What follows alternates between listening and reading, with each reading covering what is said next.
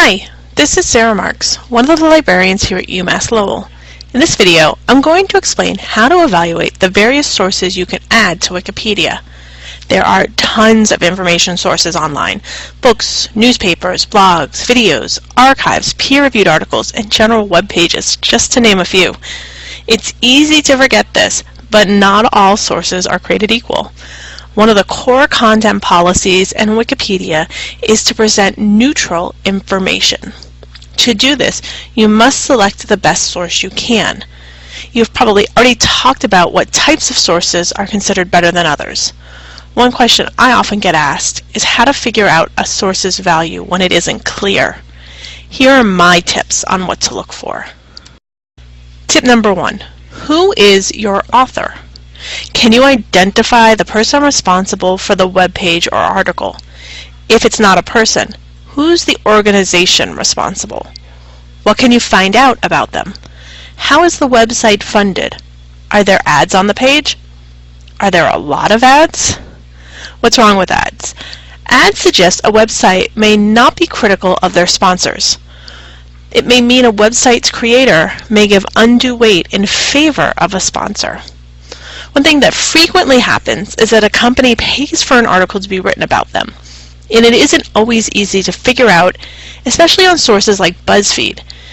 If you can find the author, who are they? What's their background? What gives them authority? When dealing with peer-reviewed articles, for example, the authors are always clearly identified, as are their degrees and the organizations they're affiliated with. They will often even share who funded their research, if it was a grant or a company or an organization. Are you still not sure? Look at the domain. Is it a .com, .net, .org? These can be purchased by anybody. Is it a .gov or .edu? These are only used by the government and universities. Using the domain name isn't a great way to decide the value of a source, but it can help you a bit. Tip number 2. How old is the information? And when was it last updated? Currency is really important, but not always easy to identify. Most news sources, even blogs, will tell you when the entry was posted, but general web pages may only tell you when the entire page was last updated. With some sources, age isn't an issue, but if you're writing about something that happened in a certain time frame or happened recently, you want to make sure your sources have the appropriate time frame updated. Tip 3. Can you identify a bias?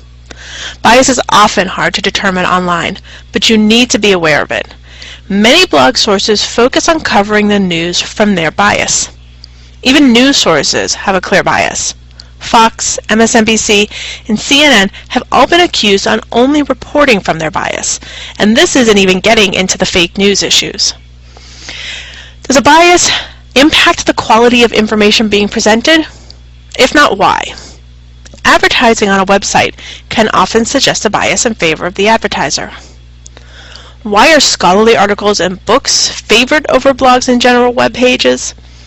Bias is a huge part of that. Scholarly articles are reviewed by experts to prevent researchers from allowing bias to influence their work. They make sure the research is sound, that the data supports conclusion, and nothing unethical has been done to steer the research to a specific outcome. Books are a bit trickier, but those written by researchers are valued highly as sources. This is because by the time a researcher has published a book, they are typically established as an expert in their field.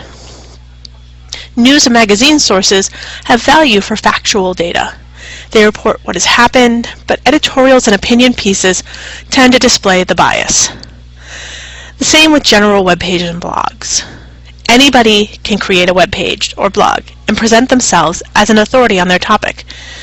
This is why looking for bias and authority are two of the most important things to do when evaluating a source. There are exceptions to the rule with web pages and bias. Government pages like the census and other statistical sources can have great value because they provide you with data.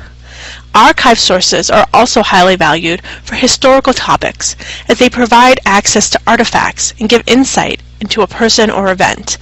but not all archives and not all archival content is digitized. So sometimes you might not find what you're looking for online when it comes to historical research.